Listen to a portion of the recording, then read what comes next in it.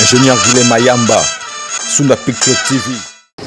Bote na bafidèle nyonso ya Sunda Picture baboni solaka Sunda Picture Télévision esaka bino soki olingi kozwa information la police bien ya FARDC s'abonner na Sunda Picture Télévision awa toza na aéroport ya Njili International tokeyeki kokanga général Blaise Mbula Kilimbalimba akangaki tuluku ya bakuluna 2500 lobi tomonaki image oyo tolakisi topresentaki bango liboso ya gouverneur ya ville Ngobila, monsieur Ngobila.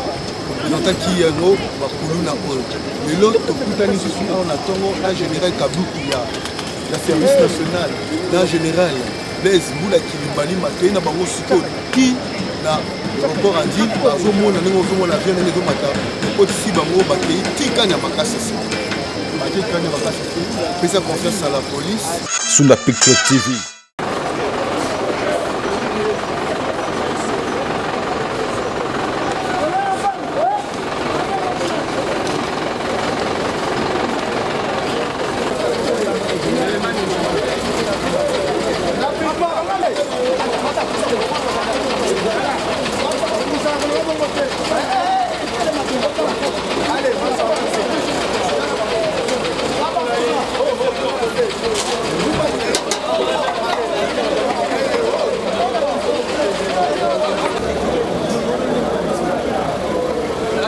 Ma polisi bazala likolo liboso wana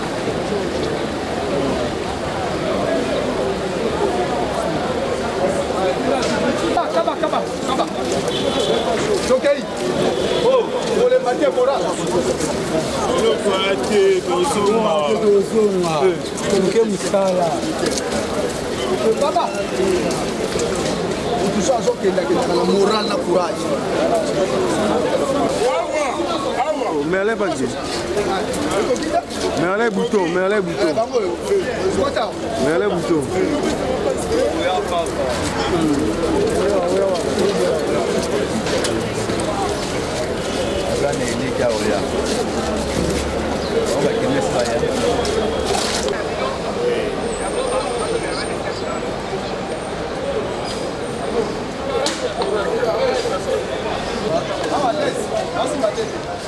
Ok, comment ça? Rapido. Ramasse rien. Ramasse l'escalier, voilà. Ramasse rien.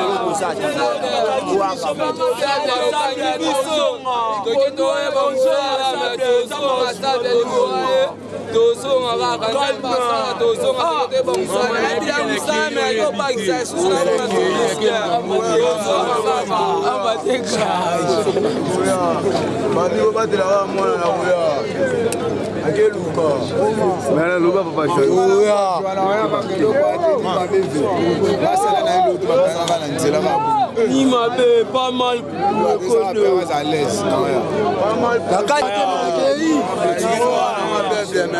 Famille n'a pas la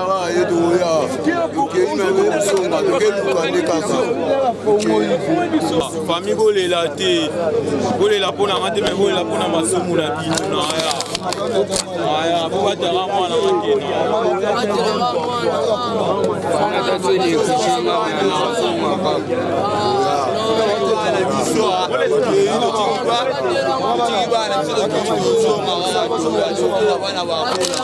du service de la police ainsi que du service national. Voilà, comme avait dit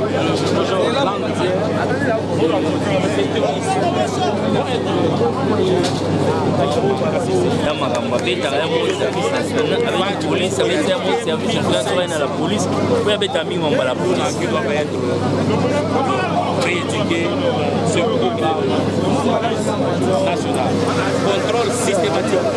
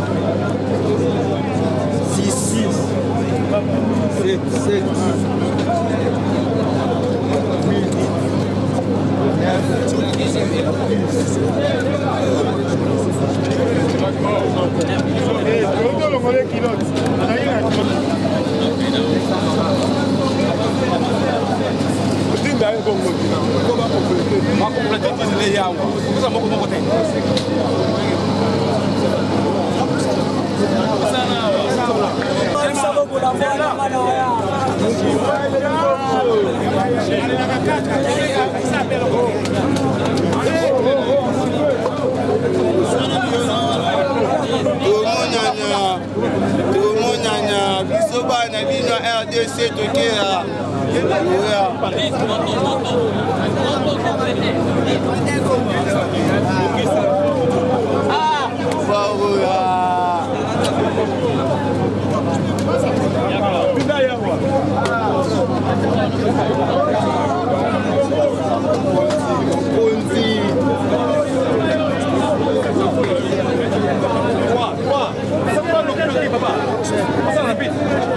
Michel.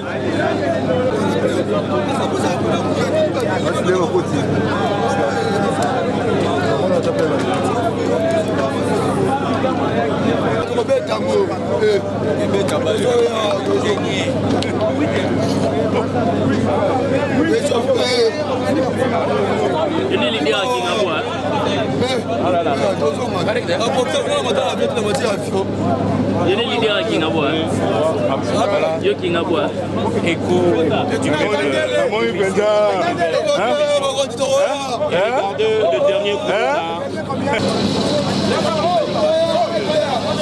Jean-Pierre Taoui, Nakusala Basali, Pomoni, Yasuka, Yoana Mati,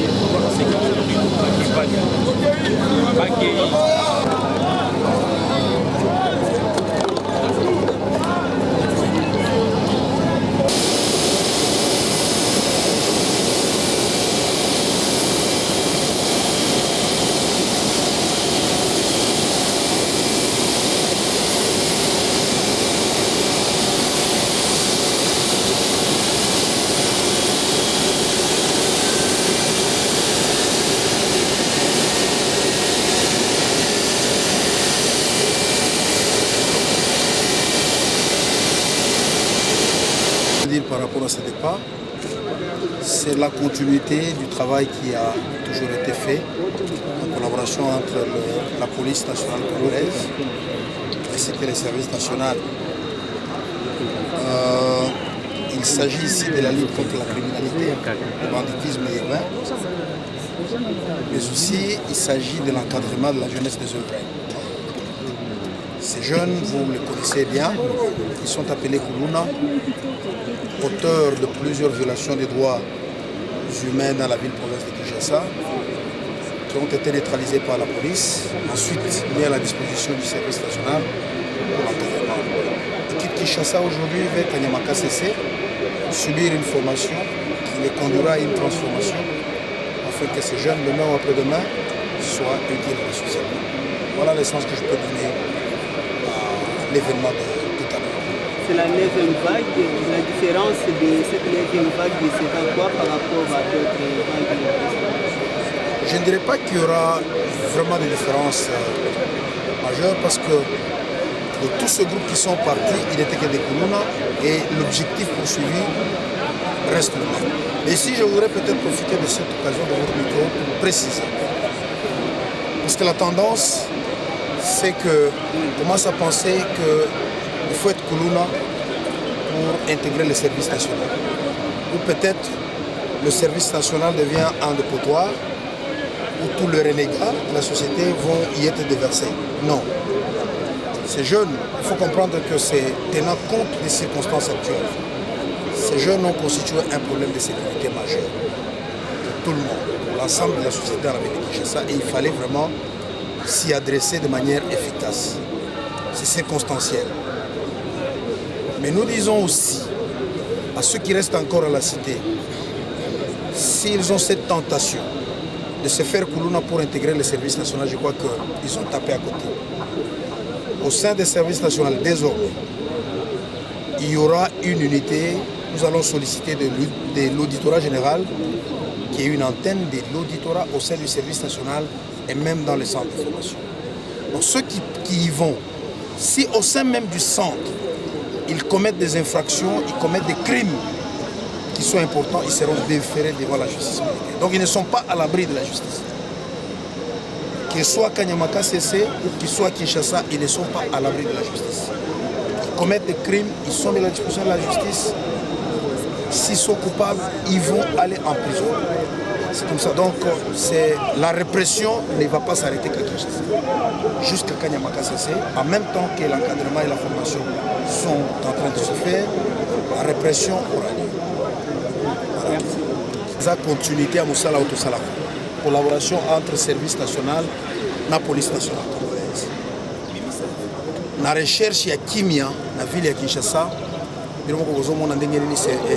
la police nationale congolaise. Ils ont salagnos pour ramener la paix dans la ville ya Kinshasa. Et Kangi, bana bazo benga bakuluna, la collaboration na service national, aye pa na biso, tuzi bango tutie bango na avion, ah bazo kende Kanyamaka CC. Pour suivre formation, 1 année, 2 ans, pour transformer Bango, utile à la société. Parce que le souci à Mokozi Amboka, chef de l'État, c'est de le réinsérer, à réinsérer Bango dans la vie sociale. Mais pas réinsérer Bango dans ceux qui n'ont pas subir transformation, ceux qui n'ont pas lavage à cerveau, Tolongoli Makanisi Mabe, to Silisi à Bizali Bango à Mabete. Ils sont en train d'aller à Kanyamaka CC pour subir transformation, formation, encadrement civique et patriotique, afin que utile la société va s'arrêter la banque.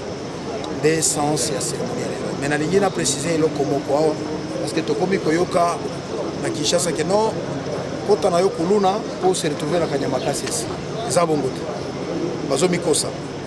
Désormais, ils sont sollicités dans l'auditorat, que na kati même à Kanyamaka CC na centre, tous à l'antenne. Ya auditorat. Ce que l'on voit au kanisi yoza kuluna oza yanke okena kisha okena Kanyamaka CC okanisi que kosala crime on a punition za la kati yozo mikosi.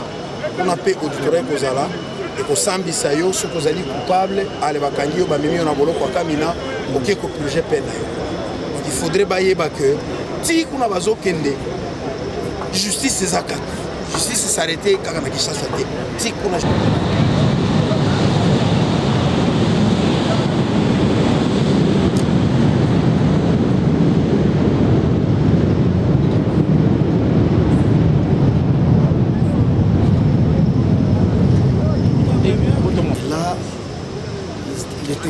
des étapes à franchir pour obtenir ce qu'on appelle la paix et la tranquillité publique.